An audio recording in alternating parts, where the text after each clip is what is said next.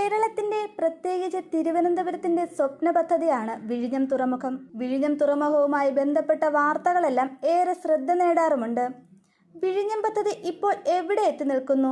പുതിയ വാർത്തകൾ എത്തിയിരിക്കുന്നു. ട്രാൻസ്ഷിപ്മെന്റ് തുറമുഖവുമായി പ്രവർത്തിക്കാൻ വിഴിഞ്ഞത്തിന് കേന്ദ്ര തുറമുഖ മന്ത്രാലയത്തിന്റെ അനുമതി ലഭിച്ചു എന്നാണ് ആ നല്ല വാർത്ത. വെറും വാർത്തയല്ലിത്. ഇത്തരത്തിൽ അനുമതി ലഭിക്കുന്ന രാജ്യത്തെ ആദ്യത്തെ തുറമുഖമാണ് വിഴിഞ്ഞം. ഇതോടെ വലിയ കപ്പലുകൾക്ക് അടുക്കാനും ചരക്കുകൾ കൈമാറ്റം ചെയ്യുവാനും സംവിധാനമുള്ള ഇന്ത്യയിലെ ആദ്യ തുറമുഖമായി വിഴിഞ്ഞം മാറും. വലിയൊരു നേട്ടമാണിത്.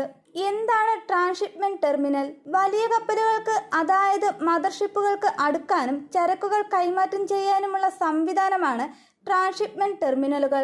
ചെറിയ കപ്പലുകളിൽ എത്തുന്ന ചരക്കുകൾ വലിയ കപ്പലുകളിലേക്കും തിരിച്ചും കയറ്റിറക്കുമതി ചെയ്യാനുള്ള സൗകര്യം ട്രാൻസ്ഷിപ്മെന്റ് ടെർമിനലുകളിൽ ഉണ്ടാകും.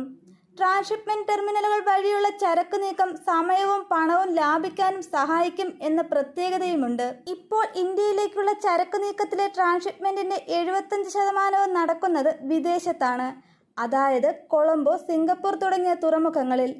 തുറമുഖം സജ്ജമാകുന്നതോടെ രാജ്യത്ത് കപ്പൽ വഴിയുള്ള ചരക്കു നീക്കത്തിന്റെ പ്രധാന കേന്ദ്രമായി വിഴിഞ്ഞം മാറും. പിന്നെ ചരക്കു നീക്കത്തിന് വിദേശ തുറമുഖങ്ങളെ ആശ്രയിക്കുകയും വേണ്ട.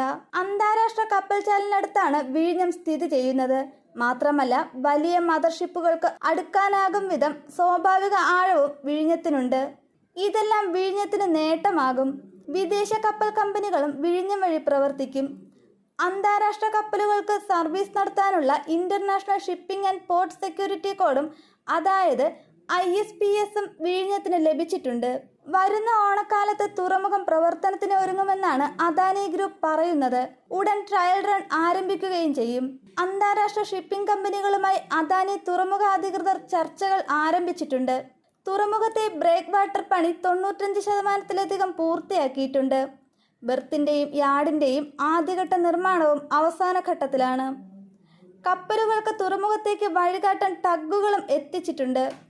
അടുത്ത മാസത്തോടെ ആവശ്യമായ ക്രെയിനുകളും തുറമുഖത്തെത്തും. തുറമുഖത്തിന്റെ 2-3 ഘട്ടങ്ങളുടെ നിർമ്മാണ പ്രവർത്തനം 2022-ൽ പൂർത്തിയാക്കുകയും ചെയ്യുമെന്നാണ് വിവരങ്ങൾ. 10,000 കോടി രൂപയാണ് അദാനി ഗ്രൂപ്പ് ഇതിനായി നിക്ഷേപിച്ചിരിക്കുന്നത്. തുറമുഖത്തെ ദേശീയപാതയുമായി ബന്ധിപ്പിക്കുന്ന റോഡിനായി 34 സെന്റ് സ്ഥലം കൂടി ഏറ്റെടുക്കാനുണ്ട്. ഇതുടൻ പൂർത്തിയാക്കുമെന്നാണ് റിപ്പോർട്ടുകൾ.